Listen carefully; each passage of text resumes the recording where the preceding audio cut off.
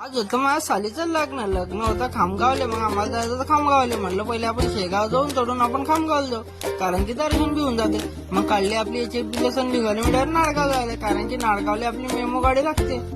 तरी आले आम्ही स्टेशनला आल्यावर आम्ही काढले मग तिकीट होते 5, कारण की आम्ही जाणारे होते 5, कारण ताई बी होत्या आणि भाषी बी होती.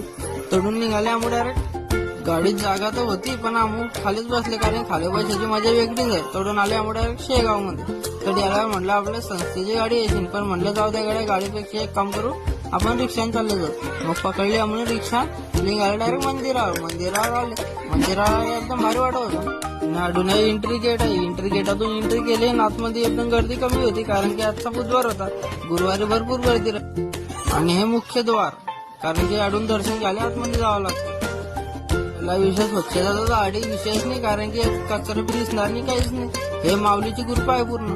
मग तोडून आम्ही चप्पल ठेवले आणि इकडे शिक्का घेऊन आम्ही आले इकडे दर्शन घ्यायला काही गर्दी नाही. दर्शन घेऊन डायरेक्ट आले आम्ही बाहेर आले. आपण आलो मी बाहेर. मग गेलो इकडे घेतलं मी अमृत जल घेऊन. मग हे म्हणत चला आपण महाप्रसाद घ्यायला जाऊ. मग आले आम्ही महाप्रसाद घ्यायला, आणि इकडे स्वच्छता चालू होती. मन जागून शिवानी एकदम भारी घेत होते. आणि इकडे लागले तर आम्ही नंबर म्हटलं कडे लवकर नंबर लागला पाहिजे, कारण की आपल्याला लग्नाला जाणार आहे, कारण की तरी आम्हाला 10:30 झाले. मग लागला आमचा नंबर येणले. म्हटलं चला पटापट, कारण की आपल्याला लग्नाला जाणार उशीर होतोय.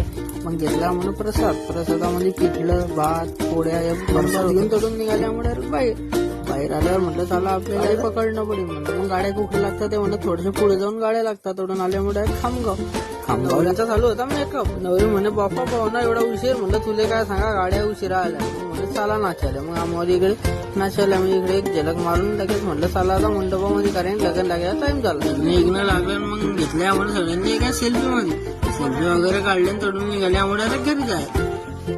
तोडून निघाले आम्हाला बस स्टँडवर आले. गाडी पकडली. तिच्यामध्ये बापरे एकदम कलर होता लाल तेल खाले. आणि वरती होती एसी चालू. एसी काय फायदा आहे, एवढी थंडी वाजते ना एसी. तोडून मलकापूर मध्ये आलो तर आपल्या मोबाईल मध्ये फक्त 3% चार्जिंग होते. मग पुढचे शूट काही घ्यावाले नाही. तो आजच्या आधी एवढं भेटू पुढच्या व्लॉग मध्ये. व्हिडिओ कसा वाटला ते कमेंट करून नक्की सांगा. फॉलो करून टाका.